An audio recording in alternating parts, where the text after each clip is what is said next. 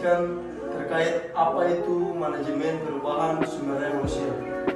Di sini kita harus tahu dulu yang pertama itu sumber daya manusia itu apa.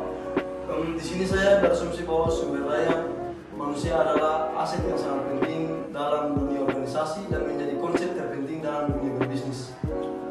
Untuk itu, lebih lanjutnya teman-teman nonton terus video dari saya. Oke teman-teman, di sini saya akan menjelaskan lebih rinci lagi terkait definisi dan pengertian sumber daya manusia. Pengertian sumber daya manusia sendiri adalah salah satu konsep yang penting dalam SDM sendiri, merujuk pada potensi, keterampilan, pengetahuan, dan keahlian yang dimiliki oleh individu atau kelompok yang menjadi bagian dari suatu entitas. Dalam konteks organisasi, SDM merupakan aset berharga yang dapat mempengaruhi keberhasilan dan kesuksesan sebuah perusahaan. Dalam era globalisasi dan persaingan yang semakin ketat, pengelolaan SDM menjadi faktor kunci dalam mencapai keunggulan kompetitif. Perusahaan yang memiliki SDM yang berkualitas dan mampu beradaptasi dengan perubahan lingkungan bisnis akan memiliki peluang yang lebih besar untuk bertahan dan tumbuh. Bukan itu saja, tetapi ada juga mengubah upaya dan untuk memperkuat budaya organisasi yang berfokus pada perubahan. Sumber daya manusia yang memungkinkan perubahan ini dibuat secara khusus untuk menyelaraskan dan mendukung sebuah organisasi atau sebuah keberlangsungan perusahaan. Pengertian SDM lebih mendalam.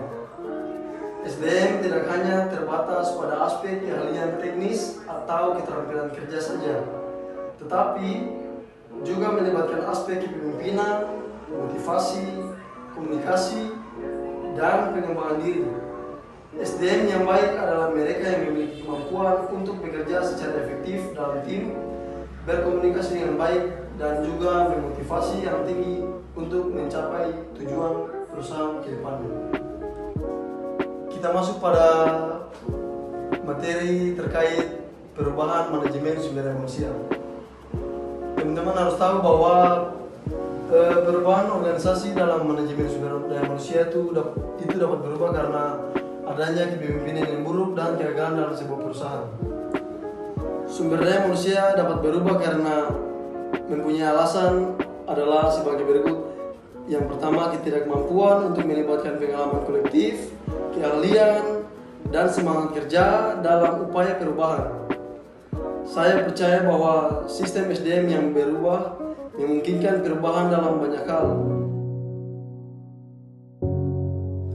Pada bagian akhir ini saya akan menarik kesimpulan terkait dengan yang sudah saya jelaskan. Saya sudah presentasi, saya menarik kesimpulan yaitu perencanaan sumber daya manusia dalam suatu perusahaan merupakan peran yang harus dijalankan sehingga sebagai bagian dari suatu perusahaan. Departemen sumber daya manusia memiliki fungsi sebagai pemain kunci dalam mendorong perusahaan-perusahaan mencapai tujuan-tujuan strategis.